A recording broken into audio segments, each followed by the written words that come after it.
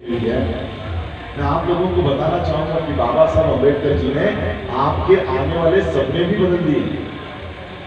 आपको पहले सपने क्या आते थे पता है? जब सनातन धर्म लागू था, जब मनुस्मृति लागू थी, नाई जाति के महिला को अगर वो गर्भवती होती तो उसको सपना आता था, 8वें 9वें महीने में उसको सपना आता था कि सामने के पेड़ के नीचे एक नाई बैठता है, सबके बाल काटता है, सारे पैसे वही कमाता है। आज मेरा बच्चा मेरे पेट में है, जब ये 20 साल का हो जाएगा, 21 साल का हो जाएगा, वो सामने के पेड़ के नीचे बैठा हुआ नाई मरने को आया होगा, बूढ़ा हो चुका होगा, और फिर मेरा बच्चा जाकर उस पेड़ के नीचे बैठेगा, सबके बाल काटेगा और पैसे मेरा बच्चा कमाएगा। हमारे महिलाओं को ये सपने आते थे। चमार स्त्री के सपने क्या होते थे कि सामने के पेड़ के नीचे वो मोची बैठता है, सबके शूज बनाता है, सबके जूते सीखता है। वो जब बूढ़ा हो जाएगा तब मेरा बच्चा जाकर वो सबके बूट बनाने का काम, शूज बनाने का काम करेगा। बाबा साहब ने संविधान दे दिया। आज हमारी महिलाओं के सपने बदल गए। आज हमारी महिला क्या सपना देखती है पता है? आज हमारी महिला को सपना आता है, चाहे वो चमार की हो, चाहे वो नाई की हो, चाहे वो गढ़िये की हो, किसी समाज की हो, किसी जाति की हो, आज हमारी महिलाओं को सपना आता है। 8वें 9वें महीने की गर्भवती महिला को सपना आता है। सुप्रीम कोर्ट का जज आज 40 साल का हो चुका है। मेरा बच्चा जब बड़ा हो जाएगा तब ये रिटायरमेंट को आया होगा, और जैसे ही सुप्रीम कोर्ट का जज रिटायर होगा, मेरा बच्चा जाकर सुप्रीम कोर्ट के जज के कुर्सी पर बैठा है। और इसलिए ये बाबा साहब के संविधान को हटाना चाहते हैं, और हटाना शुरू कर दिया। आप लोगों ने कभी पब्लिक सर्विस कमीशन की पढ़ाई सुनी है? यूपीएससी। हमारे बच्चे यूपीएससी की परीक्षा के लिए तैयारी करते हैं, 5-5 साल अपना घर छोड़कर दिल्ली में बैठे हुए हैं, 18-18 घंटे पढ़ाई करते हैं, एग्जाम्स देते हैं, तब जाकर आईएएस बनते हैं, कलेक्टर बनते हैं। मोदी सरकार ने ये कानून हटा दिया। अब हमारे बच्चे पढ़ाई करके आईएएस आईपीएस ऑफिसर नहीं बनेंगे। 11 ब्राह्मणों को इन्होंने विदाउट एनी एग्जाम इन्होंने आईएएस बना दिया। बताया आपको? 5-5 साल पढ़ाई करने के बावजूद हमारा बच्चा आईएएस नहीं बन रहा था। इतनी कठिन परीक्षा थी, अब बिना परीक्षा के ब्राह्मण आईएएस बन गए। हो रही कि नहीं मनुस्मृति लागू? हो रही कि नहीं मनुस्मृति लागू? शिक्षा बंद हो रही है। ये मेरे ख्याल से कोई शिक्षा का ही केंद्र है। स्कूल कॉलेज में कोई क्या नाम है?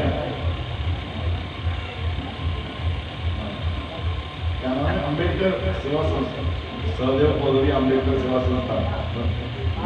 तो ये स्कूल में हम बैठे हुए हैं, इसको बंद करवाने का कानून लागू किया है, न्यू एजुकेशन पॉलिसी 2020। 5वीं के बाद से हमारे बच्चों को, अगर उसका पिता प्लम्बर है तो उसको प्लम्बिंग की शिक्षा दी जाएगी, अगर उसके घर में कोई इलेक्ट्रीशियन है तो उसको इलेक्ट्रीशियन की नौकरी पढ़ाई की जाएगी। हमारे बच्चों को इस तरह का एजुकेशन देने वाला बाबा साहब अम्बेडकर जी ने महात्मा फुले को अपना गुरु माना, क्योंकि महात्मा फुले जी ने पहचाना कि इस देश के जो राजा लोग थे, इस देश में जो हुकूमत जिनके हाथों में थी, वो शूद्र बने कैसे? इस देश के लोग शूद्र कैसे बन गए? महात्मा फुले ने कहा, विद्या के बिना मति गई, मति के बिना नीति गई, नीति के बिना वित्त गया, और वित्त के बिना ये लोग शूद्र बन गए। विद्या के बिना क्या गई? मति। मति का मतलब बुद्धि। इनकी शिक्षा बंद कर दो, इनकी विद्या बंद कर दो, इनकी बुद्धि काम करना बंद कर देगी, मति गई। अब बुद्धि ही चली गई तो वो नीति यानी प्लानिंग बंद हो गई। क्या प्लानिंग करें, कहाँ चर्चा करें, कहाँ हम लोग बचाए, इसकी प्लानिंग है पैसा, और पैसा चला गया। इतना बड़ा ये जो लोग हैं ये शूद्र बन गए। इसलिए बाबा साहब ने कहा कि शिक्षा शेरनी का दूध है। हम सुधरे किस वजह से बने? विद्या की वजह से। इतनी अनर्थता एक अविद्या से हुई, ऐसा महात्मा फुले जी ने कहा। बाबा साहब ने कहा क्या कहा कि शिक्षा शेरनी का दूध है, जो कोई इसे पिएगा वो दहाड़ेगा, जहां कहीं पर भी जाएगा वो वहां से दहाड़ेगा। बाबा साहब अम्बेडकर जी ने यह आदेश दिया कि अपने बच्चों को शिक्षित करो। हमारी महिलाएं 50-60 साल पहले किसी के खेतों पे काम करती थी, किसी के घरों में काम करती थी, झाड़ू लगाने का काम करती थी, बर्तन मांजने का काम करती थी। अनपढ़ महिला ने हमारे घरों में डॉक्टर इंजीनियर तैयार किए, अनपढ़ महिलाओं ने। बाबा साहब ने कहा शिक्षा प्राप्त करो, शिक्षा शेर जी का दूध है। अनपढ़ लोगों ने अपने घरों में डॉक्टर इंजीनियर तैयार किए। लेकिन मैं आज आपको गारंटी के साथ कहता हूं, आज जो लोग डॉक्टर इंजीनियर बने हैं वो अपने बच्चों को डॉक्टर इंजीनियर नहीं बना सकते, नहीं बना सकते। ऐसे कानून बनाए हैं। नीट नाम का कानून कभी सुना है? नीट नाम की परीक्षा सुनिए। नीट ये एक एंट्रेंस टेस्ट है 12वीं के बाद। जहां कहीं पर भी तुमको जाना है, जो भी कोर्स तुमको करना है, डॉक्टर बनना है, इंजीनियर बनना है, लॉयर बनना है, प्रोफेसर बनना है, कुछ भी बनना है, आपको ये नीट नाम की परीक्षा देनी होगी। मैं आपको उदाहरण देना चाहता हूं। साउथ में एक लड़की थी अनीता नाम की, शेड्यूल कास्ट। अनीता नाम की लड़की थी और ये कानून लागू हो गया तो उसने सुप्रीम कोर्ट में पिटीशन डाला। 98% से 12वीं कक्षा में वो पास हुई थी साइंस में। 98% प्राप्त करके वो पास हुई थी। उसने कहा कि अगर हम 98% से पास हुए हैं तो हमें ये परीक्षा देने की जरूरत क्या है? हमें देश के किसी भी कॉलेज में एडमिशन मिल जाना चाहिए। सुप्रीम कोर्ट ने कहा नहीं, ये नीट नाम की परीक्षा देनी होगी। अभी 5 साल पहले से लागू हुआ है। नीट नाम की परीक्षा देनी होगी। हमारे यहाँ पर मुंबई में नीट की परीक्षा की तैयारी की जाती है क्लासेस द्वारा। 3 महीने की क्लासेस की फी है 3 से 4 लाख रुपए। 3 महीने की क्लास, 3 महीने की क्लास के लिए 4-4, 5-5 लाख रुपए आप ला सकते हो। जो अनपढ़ माँ बाप अपने बच्चों को डॉक्टर बना रहे थे, आज डॉक्टर माँ बाप अपने बच्चों को इन क्लासेस में नहीं डाल। अनीता ने भी वही किया। अनीता ने घर में पढ़ाई की और वो परीक्षा देने के लिए गई। जब वो परीक्षा देने के लिए गई, परीक्षा दे दी, उसका रिजल्ट आया 98% प्राप्त की हुई बच्चे को नीट में फेल कर दिया गया। उसको भारत के किसी कॉलेज में एडमिशन नहीं मिला, किसी कॉलेज में, और उसने आत्महत्या कर ली। 98% पाने वाले हमारे बच्चे आत्महत्या करने पर मजबूर कर दिए गए। बोलिए आपके समाज में डॉक्टर इंजीनियर तैयार कैसे करोगे? इन्होंने कानून बनाकर बाबा साहब के संविधान को खत्म कर दिया है। कानून बनाकर अलग अलग कानून बनाए। हमारे यहाँ पर एमबीबीएस के लिए डोनेशन किए जाते हैं। 2-2 करोड़ का रेट चल रहा है एक सीट के लिए। 2-2 करोड़ का रेट। एक अनपढ़ माँ और अनपढ़ बाप अपने बच्चों को डॉक्टर बना सकती थी, आज पढ़ा लिखा डॉक्टर अपने बच्चों को डॉक्टर नहीं बना सकता। और इसलिए मैं कहना चाहूंगा, लोगों को लगता है कि हम लोग यहाँ पर किसी पॉलिटिकल प्रचार के लिए आए। हम लोग पॉलिटिकल प्रचार के लिए नहीं आए। लेकिन एक बात जरूर कहूंगा, ये जो लोग सत्ता में जा बैठे हैं, जिन्होंने इस तरह के कानून बनाए हैं, और ऐसा नहीं है कि अभी सिर्फ बीजेपी की सरकार आई है तो ये कानून बने। इससे पहले जो कांग्रेस थी वो भी यही करती थी। गांधी और मोदी में कोई अंतर नहीं है। एक सांप है तो दूसरा नाक है, दोनों के जहर से मरने वाले, दोनों के जहर से मरने वाले। इसलिए मैं ये कहना चाहूंगा कि आपके उत्तर प्रदेश में जो कोई लोग, बहुजनों के लोग इन दोनों को सत्ता में आने से रोकते हैं, इन लोगों के साथ हमको खड़ा हो जाना चाहिए। मोदी को, योगी को, गांधी को सत्ता में आने से जो लोग रोक सकते हैं, जिनमें वो ताकत है, उन लोगों के साथ खड़े हो जाए। हम लोग नॉन पॉलिटिकल लोग हैं, इसलिए किसी पॉलिटिकल पार्टी का हम नाम नहीं ले सकते। वो आप आपके इरादे से, क्योंकि आपको किसको वोट देना है वो आपका अधिकार है, मेरा नहीं, किसको बता लें। लेकिन हम ये कहना चाहते हैं कि इन लोगों को सत्ता में आने से रोकना होगा, वरना आने वाले समय में इस देश के संविधान को पूरी तरह खत्म कर देंगे। अब ये लड़ाई पार्टियों की नहीं रही है। हमारे मित्रों, मैं आपको बताना चाहूंगा कि लड़ाई किन दो विचारधाराओं में है। हमारी स्थिति कैसी है और उनकी स्थिति क्या है। मैं आप लोगों को बताना चाहूंगा कि जिन लोगों से हम लड़ रहे हैं, जिस विचारधारा से लड़ रहे हैं, वो कितने संगठित है, और हम लोग 85% होकर भी कितने असंगठित हैं। उदाहरण देता हूं आपको। उदाहरण देता हूं, लाल कृष्ण आडवाणी का नाम सुना है? 2014 में इस देश के प्रधानमंत्री पद का दावेदार मोदी था या लाल कृष्ण आडवाणी था? लाल कृष्ण आडवाणी ये प्रधानमंत्री पद का दावेदार था, उम्मीदवार था, लेकिन संघ को, आरएसएस को लगा, मोहन भागवत को लगा कि आडवाणी को आगे किया जाए तो इतने वोट नहीं मिलेंगे, मोदी को ओबीसी के नाम पर लड़वाते हैं और 52% वोट मिल जाएंगे। एक रात में उन्होंने लाल कृष्ण आडवाणी को पीछे लिया और मोदी को आगे कर दिया, एक ही रात में। मुझे बताओ, क्या आज तक लाल कृष्ण आडवाणी ने एक शब्द भी संघ के खिलाफ या बीजेपी के खिलाफ बोला? कभी निंदा की है? हम लोग, वो प्रधानमंत्री पद को छोड़ सकता है अपने विचारधारा के लिए, हमको पार्टी में एक छोटा सा पद नहीं अगर मिल गया तो हम नई पार्टी बना लेंगे। सोचो, दो विचारधारा, हमको पार्टी में एक छोटा सा पद नहीं मिल जाता तो हम दूसरी पार्टी बनाते हैं और काम क्या करते हैं? पहली पार्टी जिससे बाहर निकले उसकी बदनामी करने का काम करते हैं। ये ऐसा है, वो वैसा है, वो सब तक हमारी इफेक्ट जाता ही नहीं।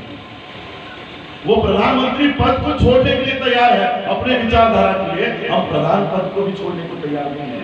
ऐसे हमारी लड़ाई है, इन लोगों से हमको लड़ना है। 100 संगठन है सिर्फ उनके, बाबा साहब अम्बेडकर जी के नाम से, सिर्फ अम्बेडकर नाम से देश में 1 लाख से भी ज्यादा संगठन हैं, सिर्फ अम्बेडकर नाम से। अम्बेडकर ऑर्गेनाइजेशन, अम्बेडकर संस्था और पता नहीं आगे पीछे कुछ लगाकर अम्बेडकर नाम से 1 लाख से भी ज्यादा संगठन हैं। गुरु रविदास महाराज जी के नाम से अलग, संत कबीर जी के नाम से अलग, वाल्मीकि जी के नाम से अलग, इतनी सारी संगठनाएं हमारे बहुजनों में है। इतनी सारी संगठन, हम लोग 10 लाख की संगठन मानते हैं, चलो 10 लाख संगठन हमारे, वो सिर्फ 100 संगठन है उनके पास, 100 संगठन। महिलाओं के लिए ब्रह्म कुमारी, दुर्गा वाहिनी, लड़कों के लिए, युवाओं के लिए बजरंग दल, एबीवीपी, बीजेपी, ऐसी 100 अलग अलग संगठनाएं आरएसएस की है और हमारे पास 10 लाख संगठन है। वो बजरंग दल का आदमी कभी एबीवीपी का बुराई नहीं करता, एबीवीपी का आदमी कभी दुर्गा वाहिनी की बुराई नहीं करते। 100 संगठन है, एक दिशा में चल रहा है, हम लोग 10 लाख संगठन है, दिशा विहीन है। 10 लाख संगठन होने के बावजूद हमारी कोई दिशा नहीं है।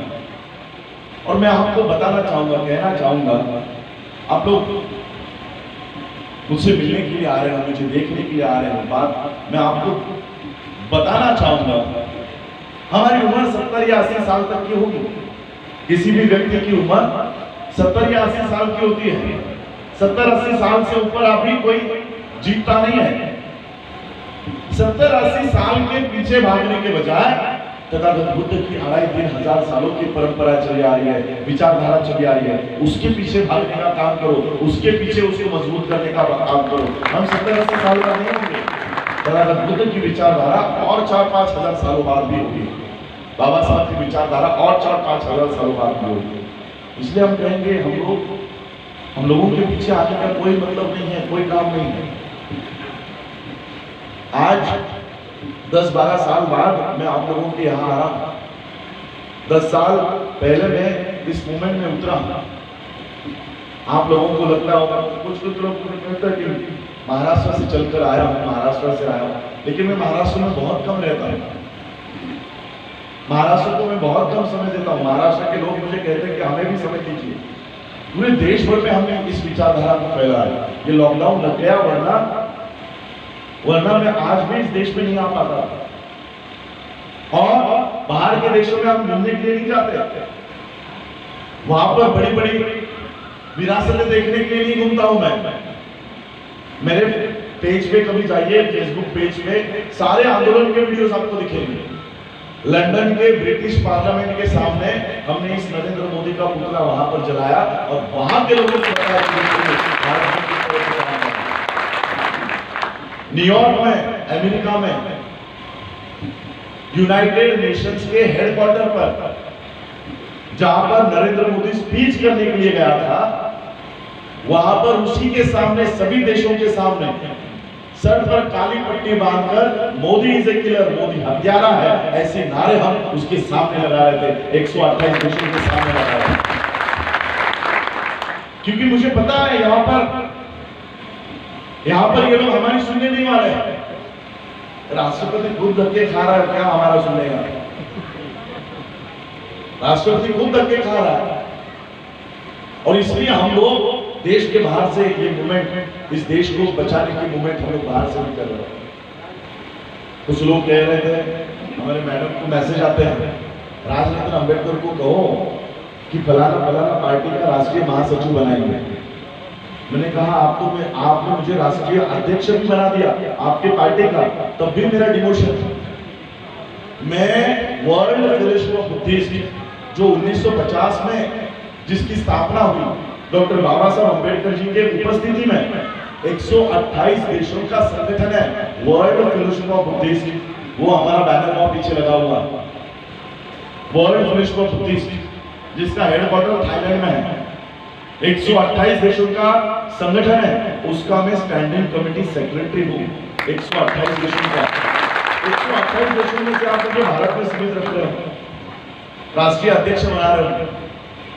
महाराष्ट्र में हमारे पास ऐसे ऐसे राष्ट्रीय अध्यक्ष है जो जिले के बाहर कभी गए नहीं, फिर भी राष्ट्रीय अध्यक्ष है, जिले के बाहर नहीं गए। बाबा साहब के नाम से पार्टियां बनाई, बाबा साहब के नाम से पार्टियां बनाई, हर पार्टी के पास मिला जुला, हर पार्टी के पास। मैं आपको एक काल्पनिक कहानी बताना चाहता हूँ। हमारे यहाँ पर इलेक्शन हो रहे थे, तो ये झंडे जहाँ से आप लेकर आते हो ना, उसकी दुकान होती है ना इसकी झंडे लेके। तो पत्रकार आता है, वो पत्रकार सोचता है अभी किसकी हवा चल रही है वो जरा देखी जाएगा।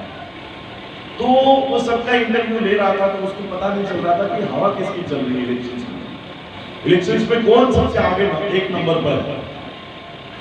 तो वो सोचता है क्यों ना झंडे वाले से पूछा जाए कि भाई तेरे कितने झंडे बिक रहे हैं, और उन झंडों के ऊपर मैं ये अनुमान लगा लूं कि किस पार्टी की हवा चल रही है। तो वो झंडे वाले के दुकान में गया और वो पूछने लग गया कि भाई कांग्रेस के झंडे कितने बिके? तो बोलता है 10,000 कांग्रेस के झंडे बिके, और साथ में वो नीले झंडे बाबा साहब वाले भी लेके गए। फिर बोला बीजेपी के झंडे कितने बिके? तो बीजेपी के 25,000 झंडे बिके, साथ में 25,000 झंडे वो नीले वाले भी लेकर गए। अलग अलग पार्टियों के नाम, हमारे यहाँ पर राष्ट्रवादी कांग्रेस शरद पवार की पार्टी है, शरद पवार की पार्टी में कितने झंडे बिके?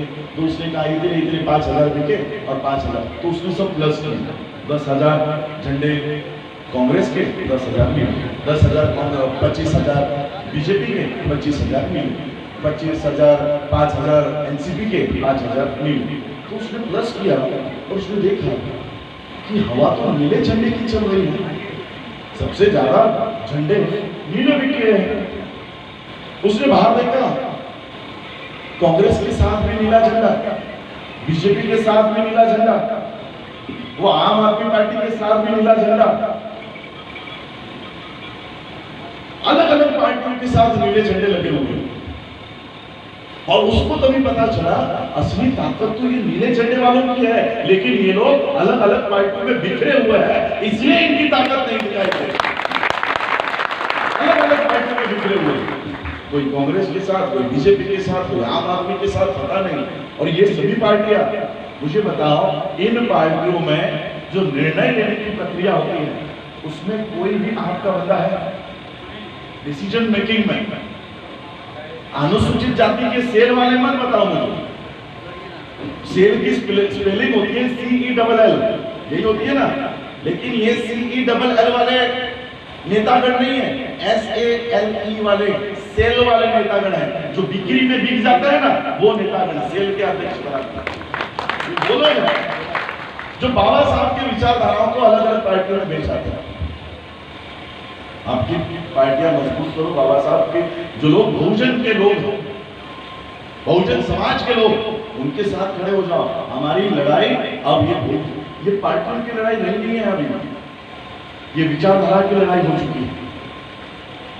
विचारधारा की, या तो संविधान रहेगा या तो मनुस्मृति आएगा। ये दो विचारधाराओं की लड़ाई चल रही है और इसलिए आज हम घूम रहे हैं। हम घूम रहे हैं इसलिए क्योंकि बाबा साहब का संविधान बचा है। आज मैं घर से बाहर